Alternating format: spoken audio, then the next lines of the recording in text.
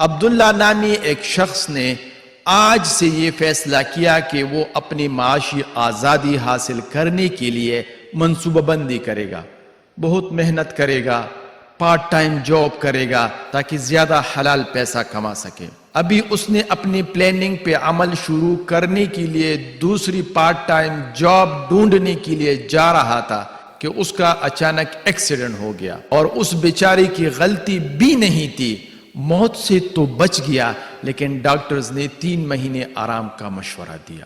بیچارہ سوچتا ہی رہ گیا کہ نئی آمدنی تو آئی نہیں بلکہ پہلے جاب کی سیلری بھی بند ہو گئی۔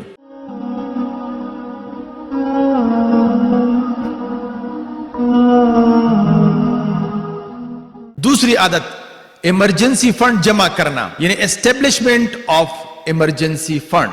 کبھی کبھی جب ہم ٹریفک میں پھنس جاتے ہیں اور ایک لائن میں گاڑیاں جا رہی ہوتی ہے اور ہماری لائن رکی ہوئی ہے اور ہم دوسری لائن میں گھس جاتے ہیں تو کچھ دیر بعد وہ لائن بھی بند ہو جاتی ہے۔ کیوں؟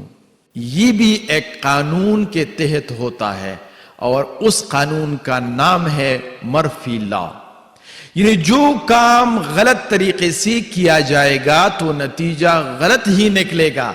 مثال کے طور پر عبداللہ نامی ایک شخص نے آج سے یہ فیصلہ کیا کہ وہ اپنی معاشی آزادی حاصل کرنے کے لیے منصوبہ بندی کرے گا، بہت محنت کرے گا، پارٹ ٹائم جاب کرے گا تاکہ زیادہ حلال پیسہ کما سکے۔ ابھی اس نے اپنی پلاننگ پہ عمل شروع کرنے کے لیے دوسری پارٹ ٹائم جاب ڈھونڈنے کے لیے جا رہا تھا کہ اس کا اچانک ایکسیڈنٹ ہو گیا، اور اس بیچارے کی غلطی بھی نہیں تھی، موت سے تو بچ گیا، لیکن ڈاکٹرز نے 3 مہینے آرام کا مشورہ دیا۔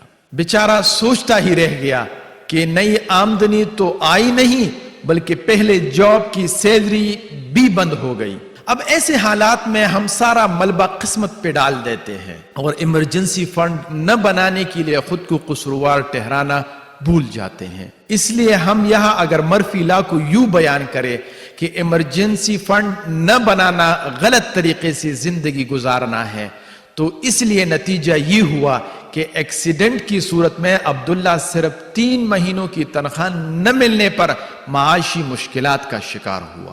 اب آپ تھوڑی دیر کے لیے سوچئے کہ اگر عبداللہ کے پاس پہلے سے 3 مہینوں کا فنڈ موجود ہوتا تو وہ 3 مہینوں کے لیے آرام کے دوران پریشان نہ ہوتا، اور اگر اس کے پاس 5 یا 6 مہینوں کا فنڈ موجود ہوتا تو پھر کیا ہوتا؟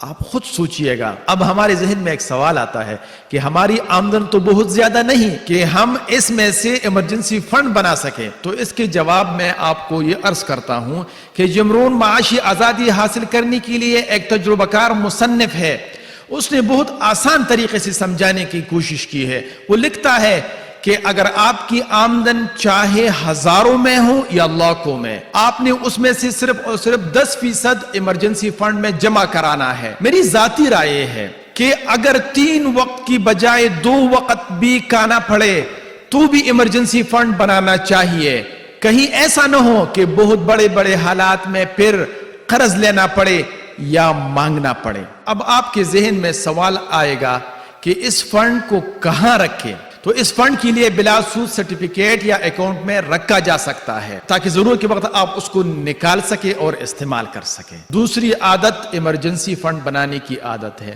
تو خلاصہ یہ ہوا کہ معاشی آزادی حاصل کرنے کے لیے دوسری عادت ایمرجنسی فنڈ بنانے کی عادت ہے۔